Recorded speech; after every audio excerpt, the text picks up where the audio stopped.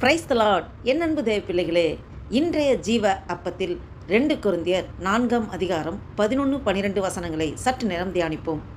எப்படியெனில், சாவுக்கினமான எங்கள் மாம்சத்திலே இயேசுவினுடைய ஜீவனும் விளங்கும்படிக்கு உயிரோடு இருக்கிற நாங்கள் எப்பொழுதும் இயேசுவின் நிமித்தம் மரணத்திற்கு ஒப்பு கொடுக்கப்படுகிறோம். இப்படி மரணமானது எங்களிடத்திலும் ஜீவனானது உங்களிடத்திலும் பலன் செய்கிறது. ஆமென், அல்லேலூயா.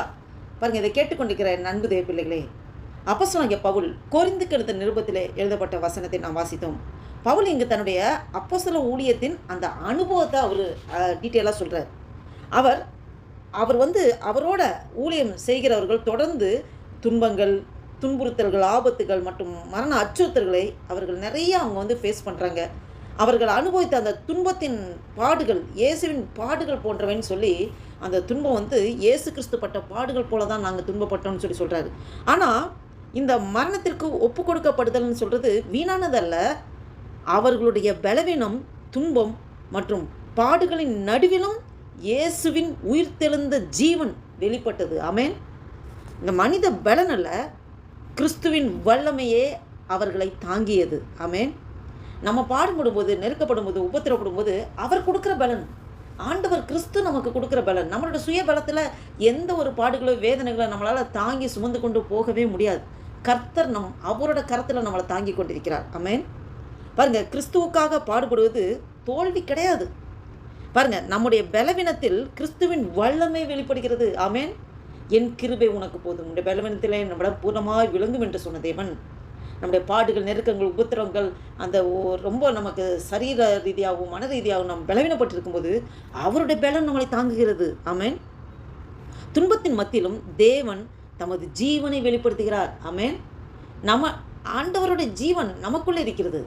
நாம் என்ன துன்பப்பட்டாலும் ஆண்டவர் அதை தாங்குகிறார். அவருடைய ஜீவனை கொண்டு, அவருடைய ஜீவன் நமக்குள் இருப்பதனால் எல்லாத்திலிருந்து நம்ம கடந்து வருவதற்கு ஆண்டவர் நம்மளை பலப்படுத்தி நம்மளை வழிநடத்துகிற தேவனாக இருக்கிறார். ஆமென். பாருங்க, 12ஆம் வசனத்தில் இவ்விதமாய் மரணம் எங்களுக்குள்ளும் ஜீவன் உங்களுக்குள்ளும் கிரியை செய்கிறது என்று சொல்கிறார். ஆமென். பவுல் அந்த கொரிந்து விசுவாசிகளிடம் சொல்கிறது என்னன்னா, நாங்கள் அனுபவிக்க துன்பங்கள், தியாகங்கள் மற்றவர்களின் ஆவிக்குரிய நன்மைக்காக இருக்கிறது என்பதை அவர் வெளிப்படுத்துகிறார். ஆமென். எந்த துன்பங்களோ வியாகுலங்களோ பாடுகளோ அந்த அந்த மக்கள், அந்த கொரிந்து விசுவாசிகள் அவர்களுடைய நன்மைக்காக தான் இதெல்லாம் இருக்குதுன்னு சொல்லி அவர் வெளிப்படுத்துகிறார். அப்போஸ்தலர்கள் மரணத்தின் ஆபத்துக்களை சந்தித்ததன் மூலம் சுவிசேஷம் பரவியது. ஆமென். அவங்க அப்போஸ்தலர்கள் எல்லாம் ரத்த சாட்சியாக மறிச்சாங்க இல்லையா? யோவான் அவர் தான் இயற்கை மரணமாக, ஆனால் மற்றவர்கள் எல்லாம் ரத்த சாட்சியாக மறிச்சிருக்காங்க. அதன் விளைவாக கொரிந்தியர்கள் அந்த ரட்சிப்பையும் ஆவிக்குரிய ஜீவனையும் பெற்றுக்கொள்கின்றனர். ஆமென். அவர்கள் ரத்த சாட்சியாக மறிச்ச நிமிச்சம் அவங்க எங்கெங்கெல்லாம் ஊழியம் பண்ணாங்களோ அவங்க எல்லாம் ஆவிக்குரிய ஜீவத்தில் எழும்பி பிரகாசிக்க ஆண்டவர் கிருபை செய்தார். உண்மையான ஊழியம் தியாகம்.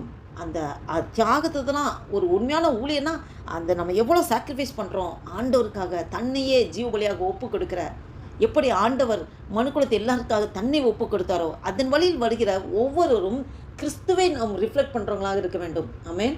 அப்போஸ்தலர்கள் ரிஃப்ளெக்ட் பண்ணாங்க கிறிஸ்துவை போலவே. அவர்களும் இரத்த சாட்சியாக தன்னுடைய ஜீவனை பெரிதாக நினைக்காதபடி அவர்கள் தியாகமாக சாக்ரிஃபைஸ் பண்ணாங்க. அதுபோல தான் உண்மையான ஊழியம் இப்படி தான் இருக்க வேண்டும் என்று சொல்கிறார். ஒருவரின் துன்பம் மற்றவரின் ஆசீர்வாதத்துக்கு காரணமாகலாம். அல்லேலூயா. நம்ம துன்பப்படுறது நம்மளுடைய ஜென்ரேஷனுக்கு நல்லது. நம்மளுடைய திருச்சபையில் நம்ம துன்பப்படுறதுனால இனி வரும் விசுவாசிகள், சபைக்கு வருகிறவர்கள் ஒவ்வொருவருக்கும் அவர்களுக்கு நல்லது. நாம் மற்றவர்களுக்கு ஆசீர்வாதமாக இருக்க வேண்டும். கிறிஸ்துவின் ஊழியக்காரன் அவன் தன்னுடைய சுகத்தை அவன் அதை விரும்ப மாட்டான். அல்லேலூயா.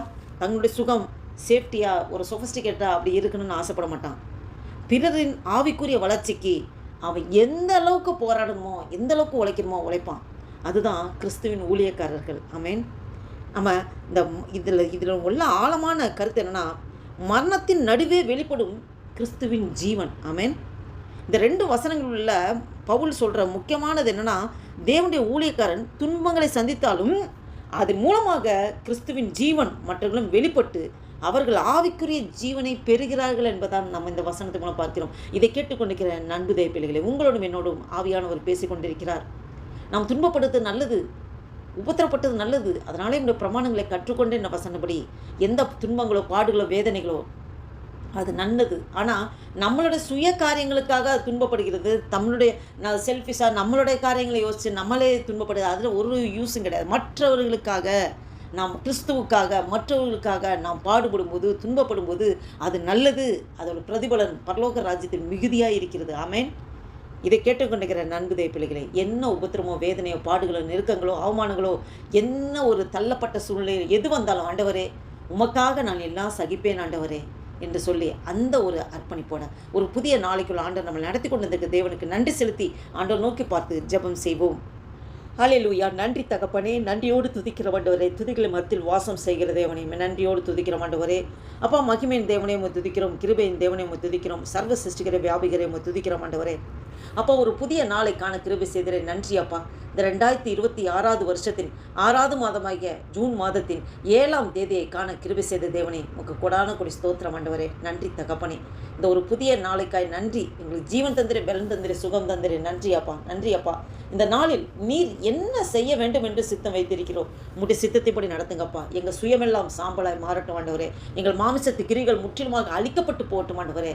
அப்பா ஸ்தோத்திர கதை எங்கள் ஒவ்வொரு நீர் பலப்படுத்துகிற தேவன் ஆண்டவரே, எங்களை வழிநடத்துகிற தேவன் ஆண்டவரே. நாங்கள் ஆண்டவரே உம்முடைய அடிச்சோடுகளை பின்பற்றி செல்வதற்கு எங்களை முழுவதுமாக ஒப்பு கொடுக்கிற ஆண்டவரே. எந்த நிந்தைகளோ பாடுகளோ வேதனைகளோ உபத்திரங்களோ ஆண்டவரே எது வந்தால் ஆண்டவரே நீர் பாரமான சிலுவையை சுமந்திர ஆண்டவரே. நீர் அப்பா மனுக்குலத்தை எல்லாருடைய பாவங்களுக்காக நீர் உண்மையே ஜீவ பலியாக ஒப்பு கொடுத்திரே அப்பா. கல்வாரி சிலுவையில் வெற்றி சிறந்திரே ஆண்டவரே. உம்முடைய வழியில் நடக்கிற நாங்கள் ஆண்டவரே எங்கள் சுயநலத்தை பார்க்காதபடி சுய காரியங்களை சிந்திக்காதபடி மற்றவர்களுக்கு புரோஜனமாக இருக்கும்படியாக எங்களுக்குள்ள இருக்க கிறிஸ்து உண்மை நாங்கள் வெளிப்படுத்தும்படியாக எங்களை முழுவதுமாக ஒப்பு கொடுக்கிற ஆண்டவரே. இந்த நிமித்தமாக எந்த பாடுகள் உபத்திரங்கள் நெருக்கங்கள் என்ன வந்தாலும் ஆண்டவரே அப்பா அதை சந்தோஷமாக ஏற்றுக்கொண்டு ஆண்டவரே அப்பா உமக்குள்ளே நாங்கள் பலப்பட உமக்குள்ளே ஊன்றி அப்பா கட்டப்பட ஆண்டவரே எங்களை முழுவதுமாக ஒப்பு கொடுக்கிறோம் ஆண்டவரே. இந்த வீடியோவை கேட்டுக்கொண்டு பார்த்து கொண்டு ஒவ்வொரு அர்ப்பணிப்பை ஆசீர்வாதத்தை பலப்படுத்துறதுக்காக ஸ்தோத்திரம். ஒவ்வொரு குடும்பங்களை ஆசீர்வதிங்க, வேலை ஸ்தலத்தை ஆசீர்வதிங்க, கைட்டு செய்கிற எல்லா வேலையும் உங்களுடைய கரம் கொடுத்து நடத்துங்கப்பா ஆண்டவரே. கொடுத்த வேலைக்காக ஸ்தோத்திரம்.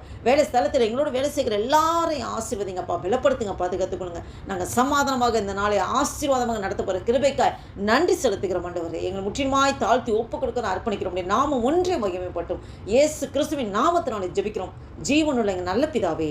ஆமேன், ஆமேன். Praise the lord. Thank you Jesus.